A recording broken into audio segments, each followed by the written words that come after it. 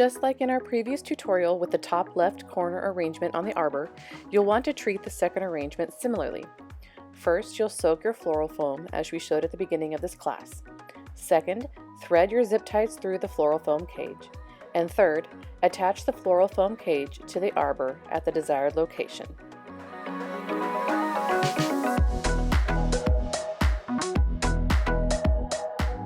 We always start with greenery. I am using the same greenery we used on the top corner arrangement to create reach and lengthen the arrangement a bit so it's not so compact. You want to balance the top arrangement, and a good way to do that is with a few longer pieces of greenery. If the second arrangement is too big or too small, it will feel off balance.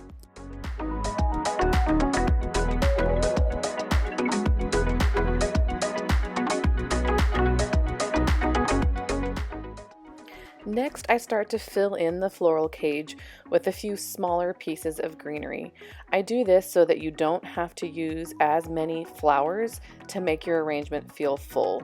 Greenery really creates a great foundation to build upon, and that way you can stick to your floral recipes without feeling like you are running out of product or running out of floral to use.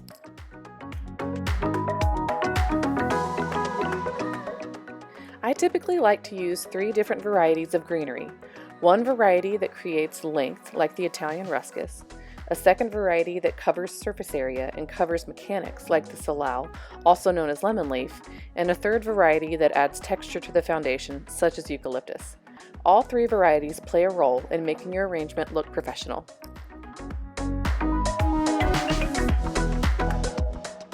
As with the first arrangement, I'm going to start with some of our linear blooms. These are snapdragons and create a really beautiful reach and length to any arrangement. I like to measure my stems by placing it next to the arrangement to see how long I would like it to be. I always preach that you can make a stem shorter, but you can't make it longer. So make sure you're cutting it at a longer length than you might originally think. You can always take a little more off the stem, but you can never add.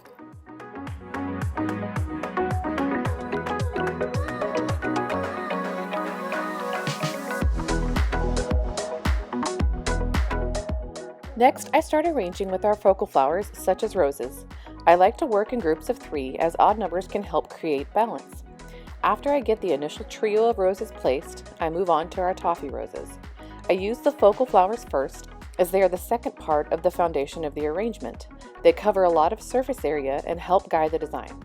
Once placed, you'll see other areas or holes that you can place smaller accent flowers in.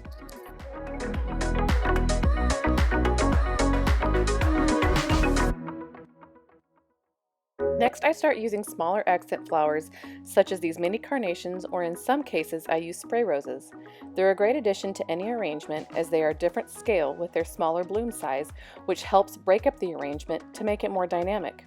I also add in these beautiful Terra-Cotta Carnations. I love them for their texture. Although they have a similar scale as the roses we used, they have a different petal structure and different color. This complements the overall color palette and helps give interest to the arrangement with their texture.